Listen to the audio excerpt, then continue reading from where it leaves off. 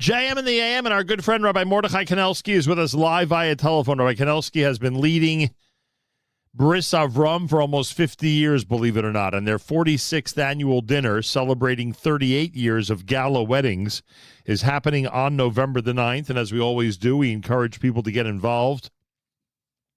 Bris Avrohom, for the reasons I just mentioned and the longevity I just cited, is a proven commodity, and they are there year-round doing incredible things for our community.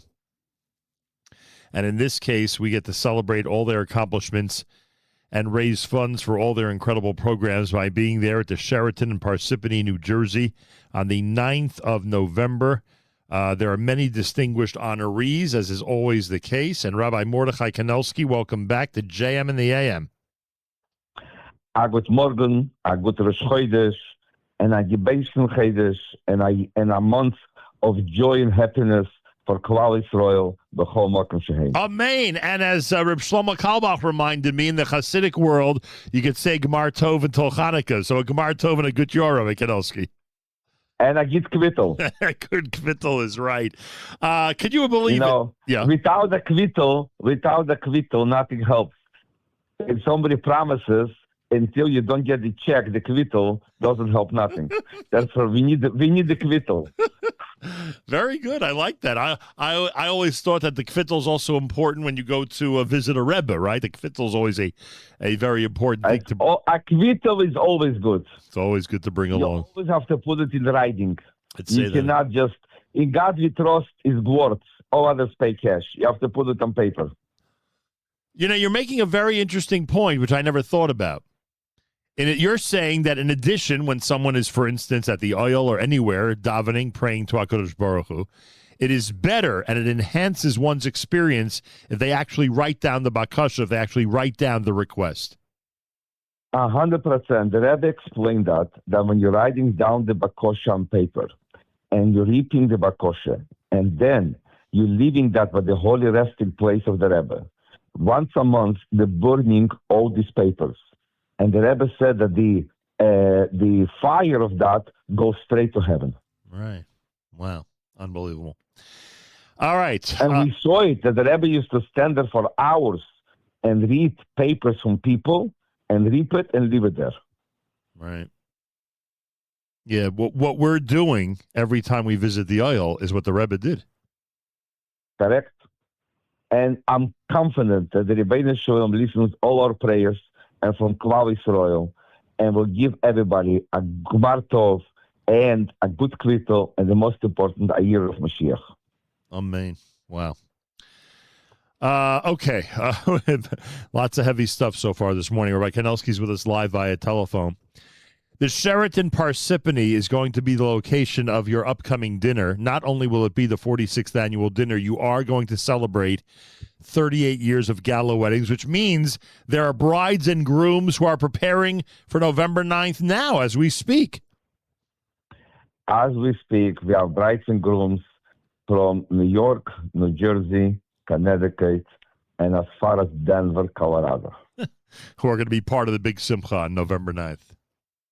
The issue is this is something that the Rebbe personal asked my wife and myself that we should do that 39 years ago. And since then, 990 couples got married according halacha, with mikveh, with edim, with the right chuppah, everything according to Daf Meishav Israel.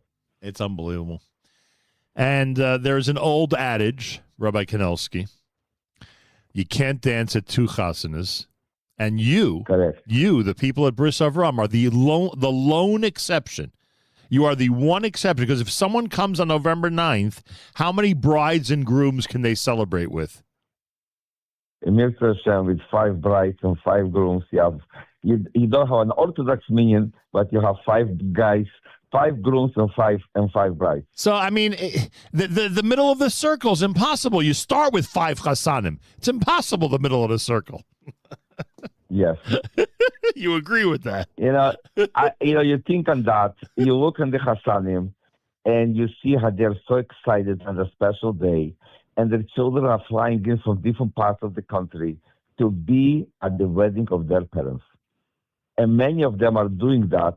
They say, we want to show our children and grandchildren that a wedding has to be kosher.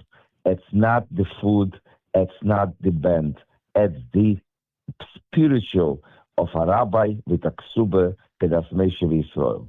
And they pray that in their marriage that they do the chuppah the proper way. Their grandchildren should also do the same way. Look, the whole thing is remarkable that you've come up with this concept, this idea, and people who've been married civilly are now getting married according to Jewish law. And as you just said, they are telling their children, their grandchildren, their great-grandchildren that this is a priority, that ideally the first way that a Jew must be married is according to halacha, according to Jewish law. And this is what's happening. It's why that's why many reasons go into why November the 9th is such a big celebration. It's not just celebrating with 5 Chassanim and dancing with them. It's also, as you just said, paying tremendous tribute to our tradition, our heritage, and to the fact that that these people are making an example of themselves for future generations. Now, every year you come up with amazing honorees. Who have you decided to honor this time around? I will just add one more thing about the weddings, and Sure. then we'll go to the honorees. Sure. One of the Kalas shared with me. She is not a youngster. She is over 60. Right. When she was a baby, her mother used to put her to sleep with the following songs. Awachka, her name is Ava. Awachka, you should marry a Jewish boy. You should marry a Jewish boy. She says since she was a baby in crib, she remembers that song of her mother. And she says that when she finished college and she got married to her husband, he is Jewish, but they could not make a chuppah the proper way. When I offered that to him, they were so crying on the phone. She says, now I'm fulfilling the song that my mother was singing me when she was putting me to sleep, get married to a Jewish boy. Okay, unbelievable. And we go to and we go to chasanas. You know I'm not going to let you stop. 1 second. We go to chasanas. I have 2 chasanas this week. Had a beautiful chasana Monday night, the Lefkowitz family, who you know very, very well. And we have a beautiful chasana coming up on Thursday with the Teitelbaum family, who you know very well.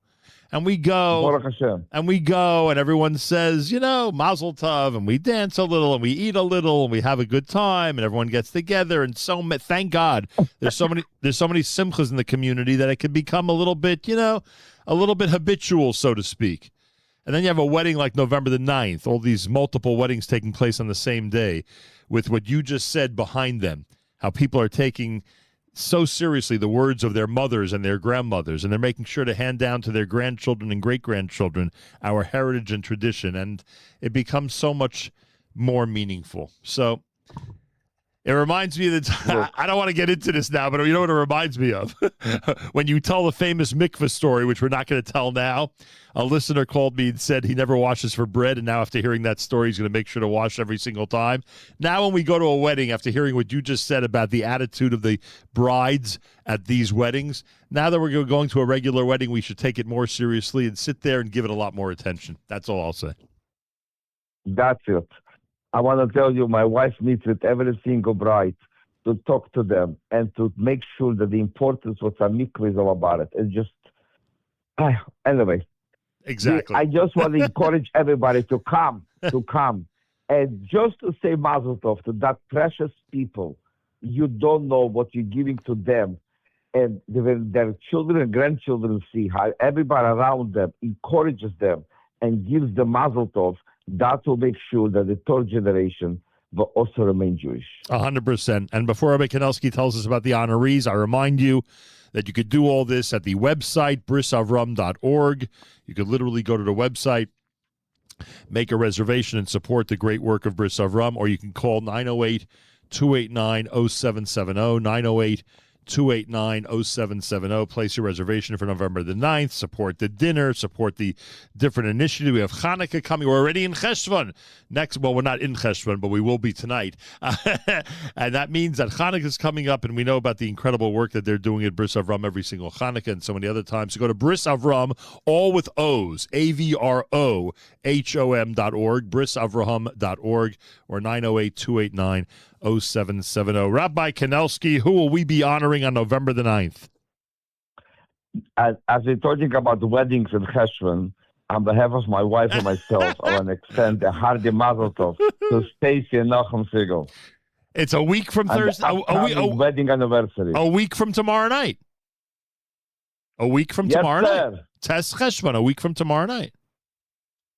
Yes. You know, it's our double. I remember that day very well. I know you remember. Double Chai anniversary. I was thinking of waiting till the secular date to celebrate, but you know what? Maybe we'll go out a week from tomorrow night, Rabbi Kanelsky. That would be amazing to have a nice Suda in honor of the Double Chai anniversary. This is amazing. Double Chai anniversary. And by the way, my wife and I are going to celebrate at the day of the dinner our engagement party, 44. Wow. Amazing. We are honoring two brothers. Yeah. This is two business brothers that originally are from Israel, came here to America. Right. And we became involved through just putting tefillin on them. I used to go there every single Friday and put them tefillin and give them a challah. And from tefillin and challah, continued further. And they helped us a great deal with rebuilding the shul, building the mikveh, building the cheder. And November 9th, the whole family of Bris Avrohom will bestow an honor on these two brothers that they deserve for their dedication of over 2 decades to Bris Avrohom activities. Wow. Did you purposely not publish their names? That is the way they want it. Wow. Nice. Okay. But it's the way they want it. But it's on the invitation if people see the invitation. Yes. Okay. They specially made it. They asked me, we don't need the COVID. We don't want the COVID. We did it for only one thing. We want that Yiddishkeit should flourish. Wow. We did not get a Jewish education. We were deprived to go to a Jewish school. Thank you for putting us tefillin. Thank you for giving us the ability to be able to be connected to our roots. And let me tell you, now their children are going to yeshiva in Bergen County. Amazing. All right, Mazal Tov to the guests of honor.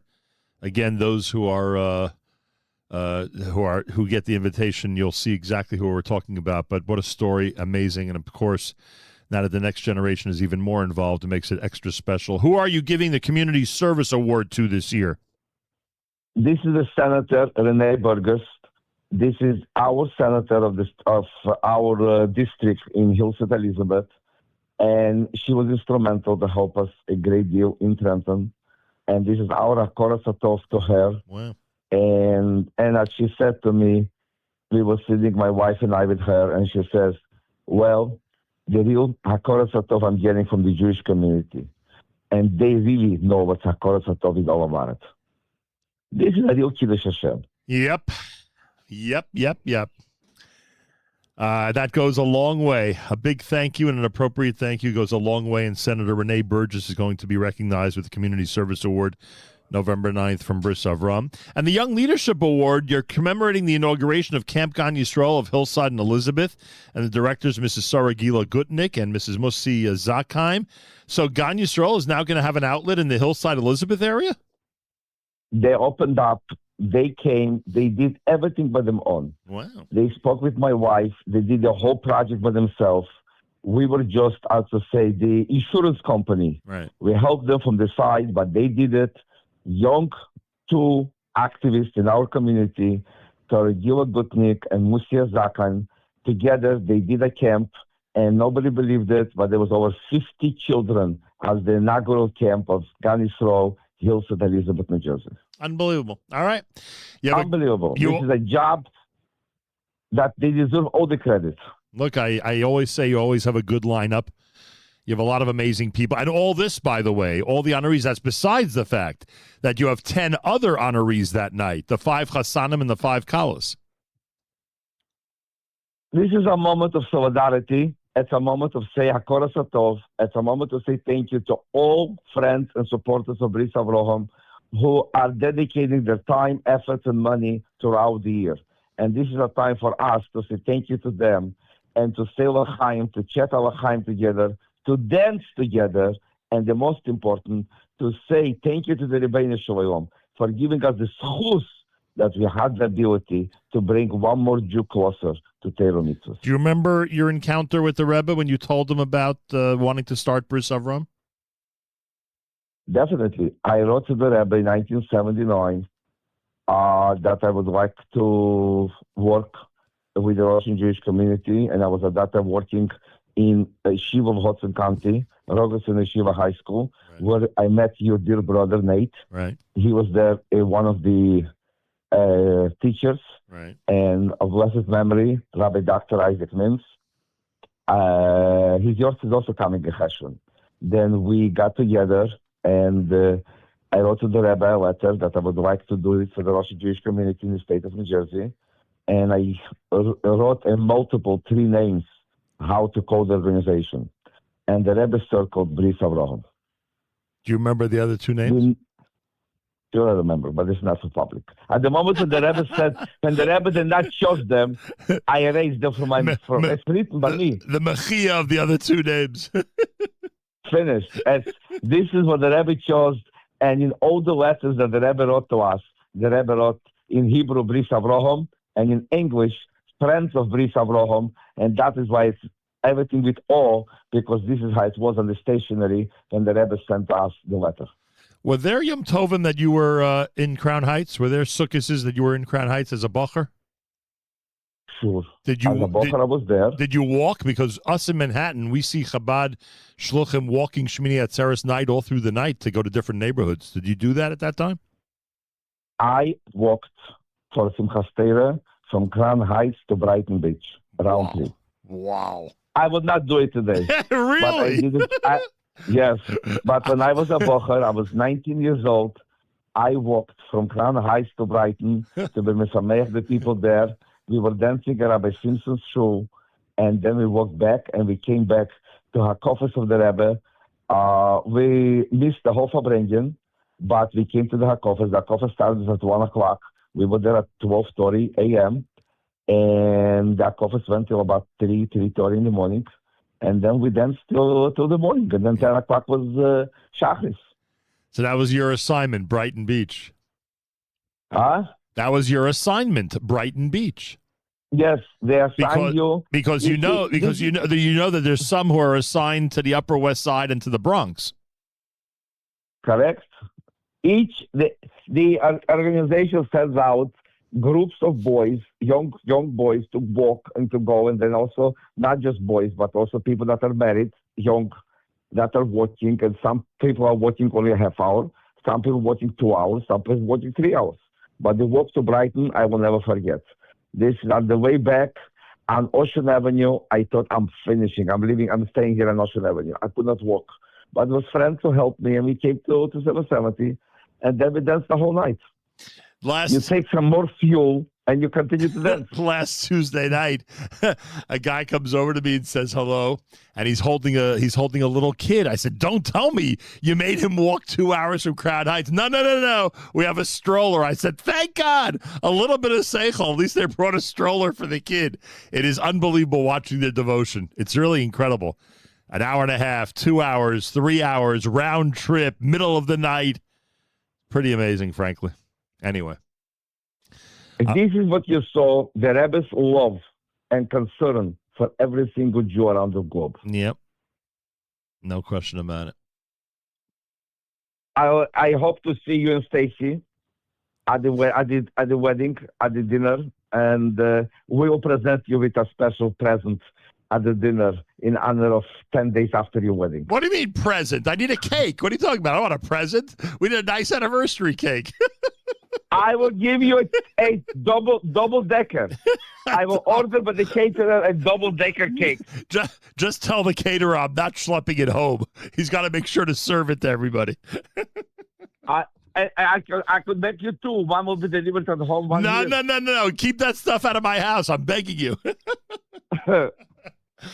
Anyway, everybody. The most important, I will give it to you together with a good Glen, and will be a good L'chaim. There you go. For me, make sure there's some good sparkling grape juice. All right, Rabbi Kanelsky and I remind everybody that you have to get involved. You have to get involved. The Chassanim and Kalas, the example that they're setting, the guests of honor and all the people who are being honored and the work and the dedication that they have to the Jewish community and specifically to the work of Bris Avrohom. And as I like to say, because I like when people say this about me, I'm doing this for 42 years. I like when people say, yeah, he's worth supporting because he's a proven commodity. He ain't going nowhere. Please God, please God. Rabbi Kanelsky's Bris Avrohom is a proven commodity. It's an operation that needs our support and that gets everything done that they pledge to get done. Go to the website, brisavrohom.org, avrohom.org, brisavrohom.org, or just call the number and sponsor one of the brides and grooms. Get a dinner reservation, whatever it is, for November the 9th in New Jersey, 908-289-0770, 908-289-0770. Rabbi Kanelsky, I hope it's your biggest dinner ever. Oh, man, I want to just say thank you to all the rabbis and all the staff of Bris Avrohom, without mentioning their names, and the board of directors, everybody. Thank you, thank you, thank you. Yeah, they deserve it. And your wife deserves it, Robertson Sterney. I hope you're doing well. Send her our best regards, and thank you, Rabbi Kanelsky. Achenu b'Yisrael and Nachum Segal, our brothers and sisters in Israel, we are with you. It's your favorite America's one and only Jewish Moments in the Morning radio program, heard on listeners-sponsored digital radio around the world, the web at NachumSegal.com and the Nachum Segal Network, and, of course, the beloved NSN app.